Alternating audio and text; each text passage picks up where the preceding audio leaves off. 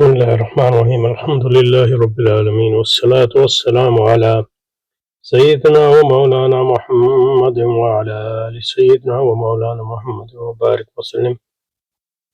اللهم ربنا أرنا الحق حقا وارزقنا اتباعه وأرنا الباطل باطلا وارزقنا اجتنابه. اللهم أرنا حقائق الأشياء كما هي ربنا زدنا علما وعملا وإخلاصا يا رب العالمين. اللهم انصر أولياءك في مشارق الأرض ومغاربها. اللهم انصرهم على عدوك وعدوهم إنك على كل شيء قدير. اللهم فرج عنا ولإخواننا في غزة وفي السودان وفي مشارق الأرض ومغاربها. اللهم نفس كربنا وكربا وثبت أقدامنا وأقدامهم والطف بنا وبهم يا أرحم الراحمين يا رب العالمين. وصلى وسلم على سيدنا مولانا محمد وآله وصحبه وأزواجه وذريته أجمعين برحمتك يا أرحم الراحمين آمين آمين يا رب العالمين.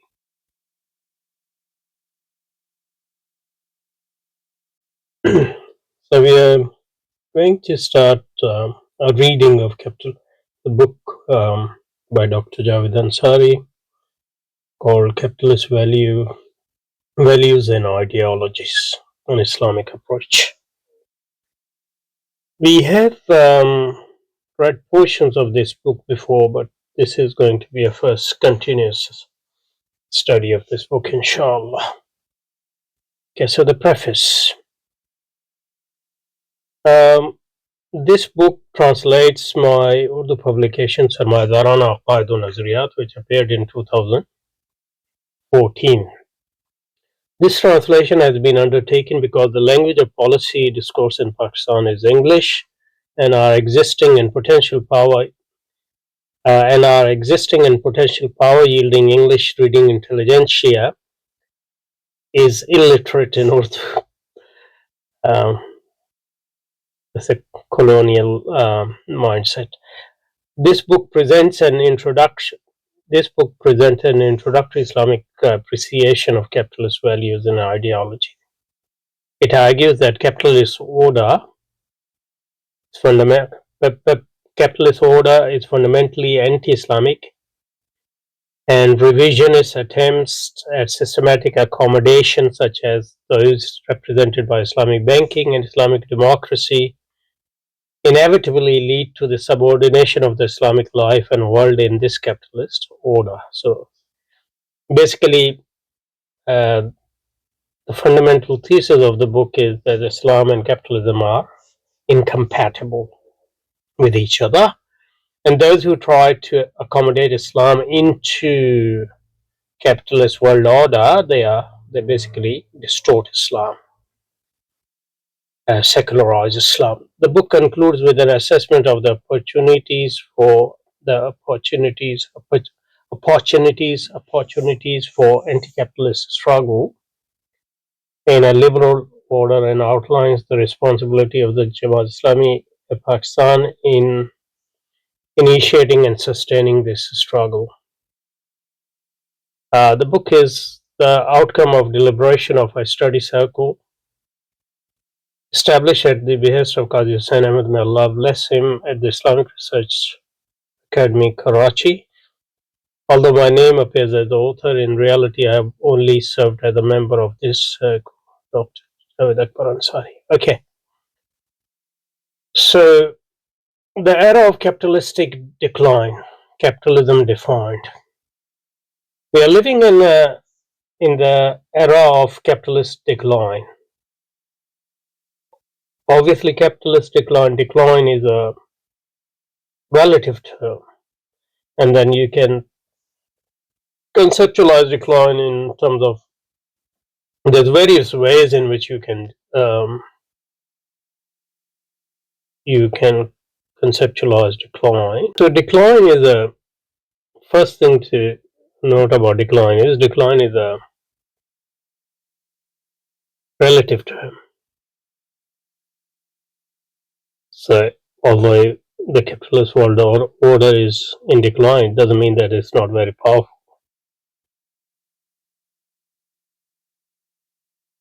The second term is you can conceptualize decline vis-a-vis its own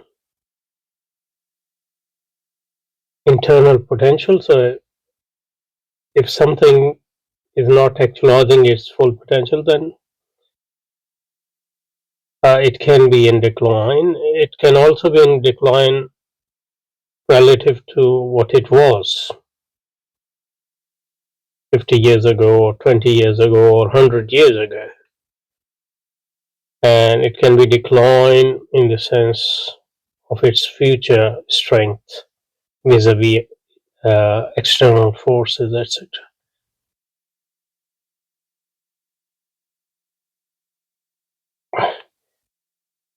And decline can be compared to alternatives.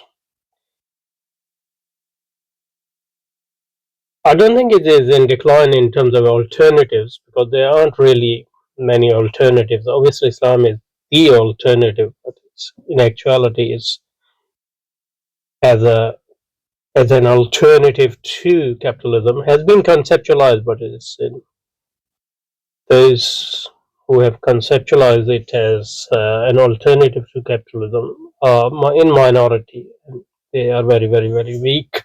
So in that sense, alternatives, capitalism is not in decline in terms of possible alternatives, but it is surely in decline in all other senses. Okay, so capitalist order comprises of, so what is capitalist order? So by capitalist order we mean capitalist individual, social organization, and state formation. Combination of this is capitalist order, dominated by the rationality of desire. So what is capitalist order? So capitalist order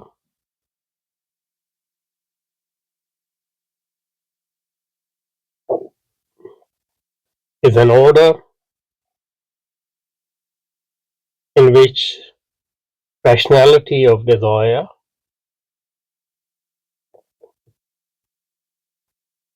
will describe it in a minute, is the real force behind the formation of individuality, social organization, and state, and their justification, and it provides justification of their policies, etc. So any order in which at social level, at individual level, and state level, rationality of desire is dominant is called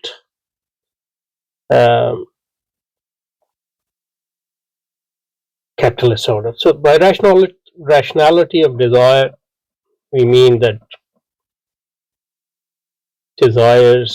fulfilling desires, or is something which is good in itself, and the aim of social organization is to fulfill the desires of the largest number of people. And then you have a difference between short term or long term, two types of utilitarianism. So rationality of desire is rationality which says that the purpose of action is to satisfy desires at the individual level, at the social level, and at the state level. Basically, desires are individual desires. So every individual must fulfill their desires as long as it is compatible with the similar right of other people. And the purpose of society is solely to provide means for fulfilling desires of the largest possible numbers of people. This is a capitalist order. Now, the main hurdle, or the main limitation, or the main barrier in the way of this is what people call scarcity. Scarcity means that desires are unlimited or undetermined, but resources are limited. So the purpose is to overcome this limitation. The purpose of social organization is to overcome this limitation so that people can fulfill their desires. This is the essence of all utopias. And the purpose of social organization, economic organization, is to overcome scarcity. That scarcity is limitation on individual desires. This is social. This is capitalism, and obviously it's the exact opposite of religious discourse, religious rationalities. For example, Christian rationality or Islamic rationality, where limitations of desire is the very essence of a spiritual life, limiting your desires.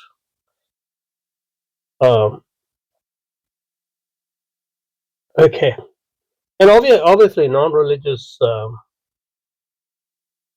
rationalities of limiting desires have existed as well.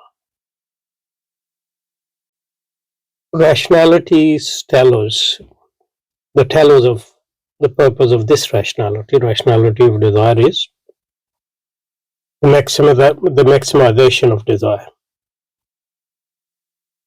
maximization of the fulfillment of desires, fulfillment and the quest for pleasure.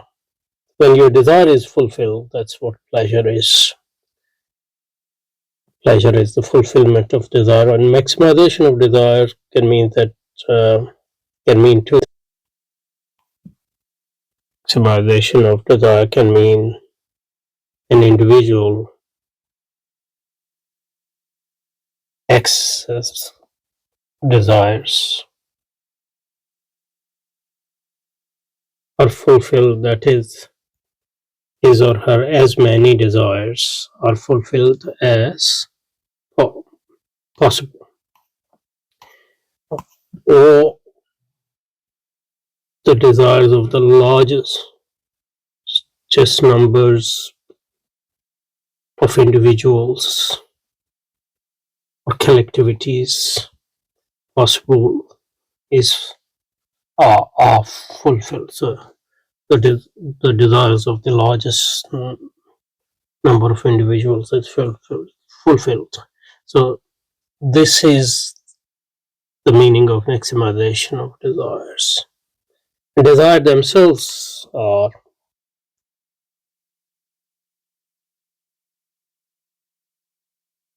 existing desires, but also maximization of desires can mean that desires themselves are multiplied, invented, new desires are invented. So maximization of desire can be read in that way as well. So that's sometimes referred to as creativity. This maximization is articulated through the universal practices of acquisitiveness and competition. So acquisitiveness, and this is the essence of the greatest happiness principle formulation in utilitarianism. So the capitalist, this maximization is articulated through the universal practice of acquisitiveness and competition. Acquisitiveness, avarice or greed, so to desiring more and more. That's rational for individual. And then competing with others in desiring more and fulfilling those desires more than others. So at the individual level, a person would desire more rational person. So if you don't desire more, you are not somehow rational. So that's the essence of the growth principle. And you compete with others to grow or desire more than others. That's what competition or envy or covetousness is. And these two things, avarice, so acquisitiveness and competition, are the basis of capitalism. That's why capitalism is the mechanism through which rationality of desire is concretized or actualized.